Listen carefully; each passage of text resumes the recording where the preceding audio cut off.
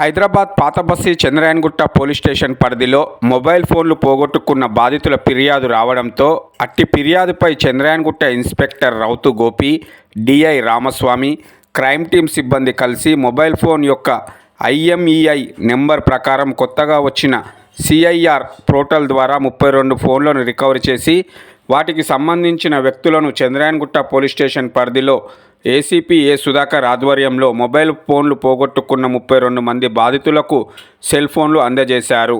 ఈ సందర్భంగా Chandrayangutta ACP A Sudhakar మాట్లాడుతూ ప్రజలు పోగొట్టుకున్న వెంటనే ఫిర్యాదు చేయడం వల్ల రికవరీ చేయడం సులభంగా అవుతుందని అన్నారు. చంద్రాయణగుట్ట క్రైమ్ డిటెక్టివ్ ఇన్స్పెక్టర్ మరియు సిబ్బందికి అభినందనలు తెలిపారు. మరియు CP ద్వారా బహుమతులు అందేలా కృషి చేస్తానన్నారు.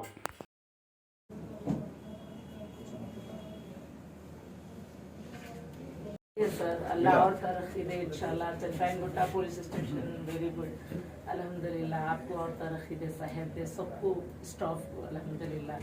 मैं बहुत मुश्किल से अल्हम्दुलिल्लाह मिल गया. लाख लाख शुक्र है आप लोगों का, अल्लाह का और इंशाल्लाह और तरक्की दे sir. Very good. Chandrayangutta police पूरा एक एक फोन రమణ ఎక్కడ ఉంటారు మీరు? అల్వాల్లో ఉంటాను. ఎప్పుడు పోయింది మీ ఫోను? 1.5 year ఓకే, 1.5 year పోయింది. మీరు దొరుకుతుంది అనుకురా సార్ మీ ఫోను? పోయింది. ఓప్స్ పోయింది. మరి ఇప్పుడు ఎట్లా ఫీల్ అవుతుంది మరి? హ్యాపీగా ఫీల్ అవుతుంది. Thank you sir. మీ పేరు? मोहम्मद अली मोहम्मद हबीब हबीब। कहाँ रहते हैं? टप्पा जी में रहता है। कब गए तुम्हारा फोन? 2 महीने बाद 2 महीने हो गए। ठीक है, तुम्हारा फोन तो लग गया। और कौन? शेख उस्मान। कहाँ रहते आप? सर हैबिट्स में कब चले गए तुम्हारा फोन? 29 दिसंबर कैसे थे? वो पिकनिक गए थे फ्रेंड्स के साथ स्टडी। ठीक है, शुक्रिया। అందరికీ నమస్కారం.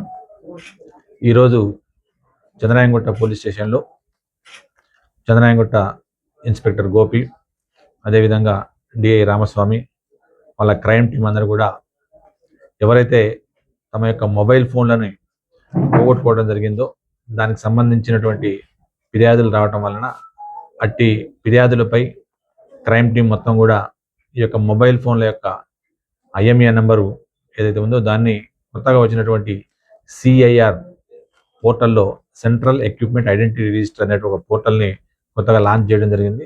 దానిలో ఎంట్రీ చేయడం ద్వారా ఎవరైతే మొబైల్ లాస్ అయిందో వాళ్ళ యొక్క మొబైల్ని మళ్ళీ తిరిగి వేరే వాళ్ళు యూజ్ చేస్తున్నట్టయితే దాన్ని ఐడెంటిఫై చేయడం జరిగింది.